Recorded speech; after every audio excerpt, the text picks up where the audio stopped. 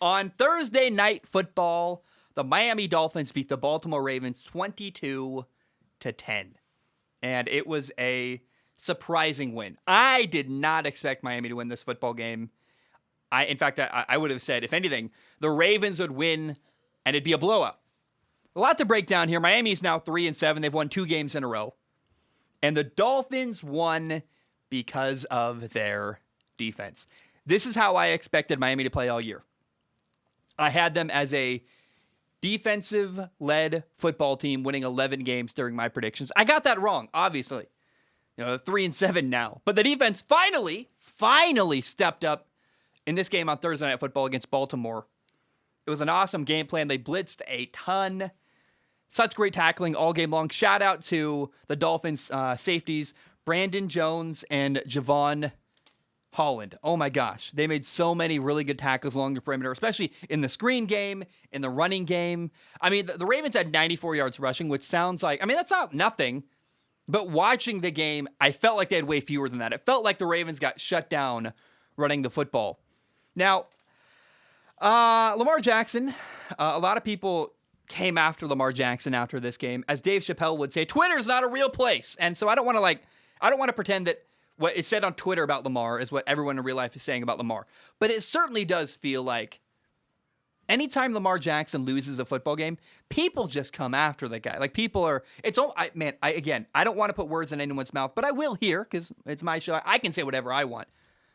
I almost feel sometimes like people are just waiting, like, they're just waiting for the moment to pounce on Lamar and call him bad. I don't really understand the Lamar Jackson hate. Like, remember when Aaron Rodgers had a terrible game to start the year, week 1? It's like everyone has a bad game, and Lamar certainly did not have his best game here. Wasn't horrible. He was 26 for 43 passing, 238 yards, 1 touchdown, 1 interception. Now, they got shut down. Baltimore did. The 1 touchdown drive Baltimore put together really only happened because of penalties Miami gave them on defense. The Ravens were handed a ton of yards. There was a really terrible roughing the passer penalty called on Javon Holland. And then also Lamar Jackson got picked off on 3rd and goal in the end zone with 47 seconds left. Like, this was not a good offensive performance from Lamar or the Ravens. Let's not pretend it was. But also, I just don't get the almost eagerness from people to be like, see, he can't win the big game. He's terrible. It's like they wait. I really don't understand attacking Lamar. He seems like an awesome dude. He clearly works incredibly hard. And I love this, man. I love when NFL defenses blitz quarterbacks. Really when any defense blitzes a quarterback. Because first we got Jordan Love last week against Kansas City. Kansas City came after Jordan Love. Blitz after blitz after blitz. And then here on Thursday night, we got Lamar Jackson. And I think whether it's high school football, college football, the NFL, you blitz a quarterback until they prove they know how to handle it and can beat it throwing. Make young quarterbacks uncomfortable.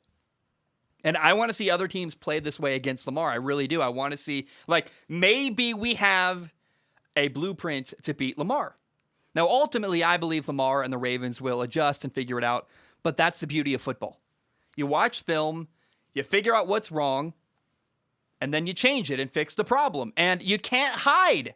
In football, if you're putting bad tape out there, you got to deal with it. You'll get exposed very, very quickly. So there might now be a blueprint to beat Lamar Jackson, and all that's going to do is going to make the Ravens better.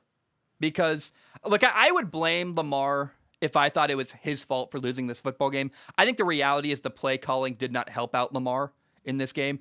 The Ravens did not adjust to Miami blitzing at all. And honestly, this game is kind of a gift for Baltimore, if you ask me, because it's better to see that and lose this way now. Learn the lesson week 10 rather than in the playoffs, in the wild card round. This is maybe, if anything, this could be a very helpful loss for the Ravens to make them better and make, Greg Roman and Lamar Jackson go back to the drawing board and go, man, we got our butts kicked. How are we going to handle that next time? Because I kept waiting for the in-game adjustment. It didn't really happen. And so, if anything, I think this game could be, maybe it's a blueprint to beat Lamar Jackson. Maybe it is. But I think if anything, it's going to make Lamar better because he's going to go, I got to solve the holes in my game that allowed us to get beat that way. And again, there were some drop passes. It's not all on Lamar.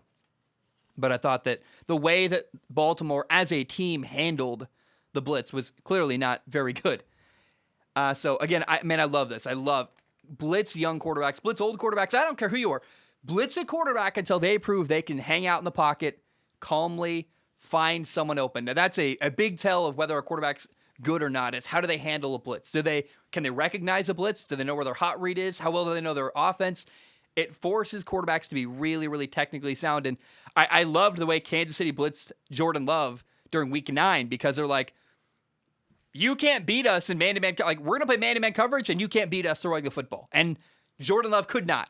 So I love that. And I really, the competitive juices get going when defenses blitz quarterbacks. Now, let's talk about the other quarterback in this game, Tua Tagovailoa. I live in Hawaii. Tua is my favorite quarterback in the NFL. I love the guy. I'm proud. Okay, that's not true. Tom Brady's my favorite. Let's be clear. I love Tom Brady. He incredibly inspired me. But I really like Tua as a person. He's from Hawaii. I have a heart for that. And I don't know how you can hate Tua as a human. He's got shortcomings as a quarterback. We'll talk about that. But here's what happened in this game. So Jacoby Brissett started the game at quarterback for Miami. And then on the first drive of the third quarter, Jacoby Brissett hurt his knee. He's on the side. He's on the field holding his knee, screaming like, ah! And this is kind of where things started to get confusing because, in my opinion, the Dolphins are not being honest about their quarterback situation. We were led to believe that Tua, who has a hurt finger on his throwing hand, middle finger, we were led to believe Tua was so hurt he could not play in this football game. Oh, but he dressed down, which is kind of weird. And then Tua came in the game in the third quarter, played the rest of the game. Tua didn't look hurt. Tua looked fine. He was 8 for 13 with 158 yards. He ran for a touchdown.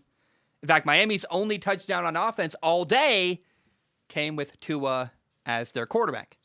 And by the way, yes, Jacoby Brissett left the game with an injured knee, but then basically immediately he left the sideline and gave a thumbs up and said, I'm good to play. Let me back in the game. And it was Coach Brian Flores who said, nope, Tua's going to stay in the game. Oh, wait, hold on. I thought Tua was hurt. I thought Tua was so hurt he couldn't play. You have your starting quarterback ready to play, but so what happened here?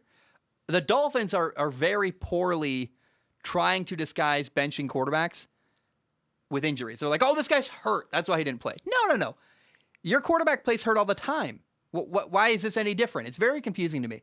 I guess it's not. They're just not being honest. And Jacoby Brissett didn't play great in the first half. They could have kept playing him, but they didn't want him in. They wanted to try Tua. They're like, let's give this a shot. We're only up 6-3. It's not going well on offense. And if Tua, again, was so hurt he couldn't play to start the game, then why did they put him in the game when Jacoby Brissett was okay? It's just, you go in circles. There's no logic here. None of it really makes sense. Again, Miami keeps trying to use injuries to hide the fact that they refuse to commit to a quarterback. Last year was back and forth between Ryan Fitzpatrick and Tua. Then this year, they're like, we're going to trade for Deshaun Watson. And all you hear for weeks is that Miami's heavily pursuing Deshaun Watson. And they were, like, everyone knows it. Miami tried everything they could to trade for Deshaun Watson. And then now they switch between Jacoby Brissett and Tua. If I was Tua, I'd be like, why did you guys even draft me number 5 overall if you don't want to commit to me? Like, why are you wasting my time? I would be so fed up if I was Tua. I'm tired of this team not wanting me, not committing to me. And now Tua has a cool story here. He comes off the bench and they win. Now, they won because of the defense. Tua was fine. Tua was not great. He had one big play where the Ravens had a busted coverage. They left Albert Wilson wide open down the left sideline. It was a 64-yard gain. And what happened on that play, it wasn't like, oh, Tua made an amazing throw. It was, no, the Ravens handed Miami a gift and left a receiver literally wide open for like 30 yards. Without that play, Tua only had 94 yards passing in this football game. Like, it's fine. It's 2 quarters, solid work, but not great. It's not like Tua was lighting it up all game. They didn't seem to trust him. He only threw the ball 13 times, threw a lot of screen passes. I love Tua. I'm wearing a Tua shirt. This shirt has a bunch of tiny Tuas all over it. Tua's my favorite player in the NFL other than Tom Brady. We already established that. And despite the fact that I love him, I have to be honest. I have to be objective. It's my job to be honest. That's hopefully why you trust me if you watch my content. Like, you may not agree with me, but you know I'm always going to tell you what I truly believe. And I'm going to do my best to try to not play favorites. And it was such a cool story that Tua came in the game. They win. But Tua didn't play amazing. And I was so happy to see him win because the dude has dealt with all kinds of adversity this year. He's been hurt. His team doesn't even seem to want him. I mean, that's a tough spot to have your team actively. Like, imagine if you're dating someone and they're actively pursuing someone else. You're like, I sure don't feel loved. I don't know. Why am I in this relationship? The person I'm with is just trying to date someone else, and I'm still here. Like, Tua, there's no way he feels really wanted by his organization. And what I hope happens is I hope this game gives Tua confidence he can build on, because confidence is invaluable at the quarterback position, and you don't need other people to believe in it. It sure helps, but as long as he believes in himself, that's what matters. So, honestly, what I hope happens is that Tua gets help with his mechanics this offseason, because, like, Tua needs to call up Drew Brees. I'm not kidding. He should really go to New Orleans, call Drew Brees, and say, I need to work with you on the field for a couple days, because currently Tua is not maximizing his potential. I feel like if he makes a couple small tweaks mechanically, he can get a lot more arm strength and velocity out of his frame. He can drive the football way better downfield. Drew Brees and Tua have a very similar build. They have a very similar playing style. And I'm not kidding. I know I sound like, to compare Tua to Drew Brees is ridiculous. I understand that based on where he is. But Drew Brees had to start somewhere. And if Tua gets better and can maximize his potential, then he could end. Well, I can't even hit my mic. He could end up like Drew Brees. That's the. I was so afraid to say that I hit my mic and tried to sabotage my show. Tua could be Drew Brees at the best possible scenario. And by the way, look what happened. The way that Drew Brees, this football's deflated, but a little, it's not inflated very much. The way Drew Brees separated when he went to go throw the ball, separated, and the way he followed through violently. What that did was it gave his throw, he was able to throw the ball with way more command, more accuracy. Watch the velocity and the way, go watch Drew Brees highlights and watch Tua highlights. Drew Brees has a stronger arm than Tua. The ball comes out with way more velocity behind it.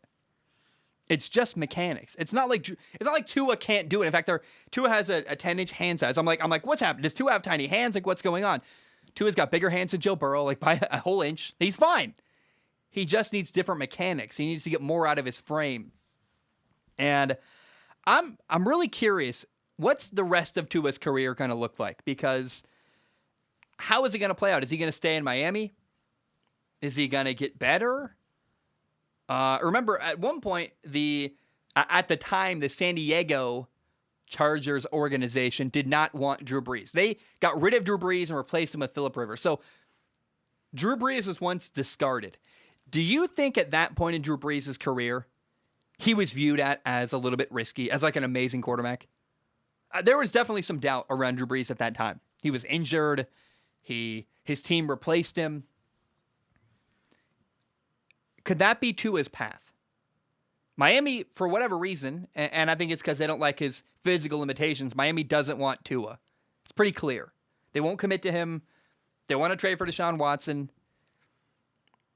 Could Tua leave and go somewhere else and be more successful with a team that actually wants to build an offensive line around him, that actually wants to keep him in the game and not bench him in the fourth quarter or be wishy-washy and go back and forth between him and Jacoby Brissett, a career backup, who's going to get him weapons to help him win?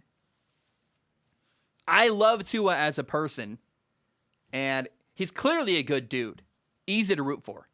But I'm really curious how the rest of Tua's career goes. Again, mechanically, he needs to separate a lot more violently and follow through a lot better. And that'll give him way more command of the football. He'll be more accurate. Go watch. I put a thing on Twitter, a clip of, if you flip the perspective of Tua. So Tua's left-handed. And maybe Tua, what he needs to do is pull up Drew Brees' film with the footage flip so Drew Brees looks like a left-handed quarterback, and just watch that and mimic that throwing motion, because that will really help. Like the Elite 11, Trent Dilfer, they teach you the separate, the way that Drew Brees used to aggressively separate the ball. Bam! And you pull your elbow like this position, really helps you. Like, watch how quickly Drew Brees goes, bam, bam. Like, I can't even do it because I'm gonna like break stuff in my studio. But my gosh, it's very clear that there's something being left on the table with the arm strength and the mechanics of Tua Tagovailoa. Okay, now let's talk about the Robert Hunt play. The lineman touchdown that didn't count. I did not hate this play. You're going to call me a Grinch. That's fine. In fact, you can call me a Grinch. I didn't like that play. The Robert Hunt touched it. He caught a screen pass and ran for a touchdown. So on a screen pass, Dolphins right guard Robert Hunt, instead of blocking, instead of doing his job, he stole the ball from the running back, Myles Gaskin, and ran for a touchdown, which, by the way, did not count because that's a illegal touching penalty. And it's silly. It's a funny meme. It's great on Twitter. It plays great on TikTok and Instagram, whatever. But here's the perspective that you won't hear because everyone's so busy talking about how funny it was. If you're a coach, you're furious. If you're like the coach of the Dolphins designing that play, you're like, dude, do your job. It's the fourth quarter. It's 3rd and goal. You're only up 6-3 right now. Now is not the time to screw around and get penalties. That's never okay, but especially not in a close game where we're at risk of losing. And I might be the only person in the world who watched the Robert Hunt play. I chuckled at first. I'm like, that's kind of cool. I love when offensive linemen score a touchdown. And then I'm like, wait a minute. I watched it back and I'm like, Robert Hunt paused and waited to catch the ball. Like, his job is to turn upfield and go block somebody. That's a bad play. That's kind of selfish to go, instead of doing my assignment, he literally, go watch it. He pauses and waits next to the running back for the football, catches it, runs for a touchdown. An illegal touching penalty. Miami had to set up for a field goal. Maybe I'm not very fun. I'm probably not. I don't really drink. I'm kind of a boring dude. I watch football all day. It's not funny to me, the Robert Hunt play. I watch it from a coach's perspective and go, oh, that would infuriate me. I'd be like, bro, what are you doing? This is serious to me. You screwed up our screen pass. It could have been a touchdown. I'm trying to win football games. Why are you doing that in this moment? So I know I'm alone. I saw social media's reaction to the Robert Hunt touchdown. And it's cool. If it had been a real play, like if he was eligible and that was the plan, that would have been cool. But what he did, he went against the plan, didn't run the play correctly.